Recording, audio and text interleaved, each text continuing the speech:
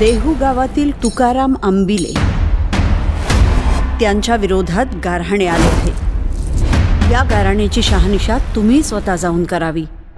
जशी आज्ञा आऊसाहेब।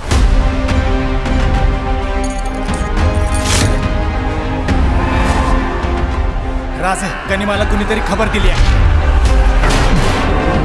मग महाराज, तलवार न उपसता क्षात्र धर्माचे पालन करायचे कसे? रायांसारख्या संतांना शत्रूच्या तोंडी देऊन आज जर आम्ही आमचा जीव वाचवला तर ती कैसी गुरुदक्षिणा?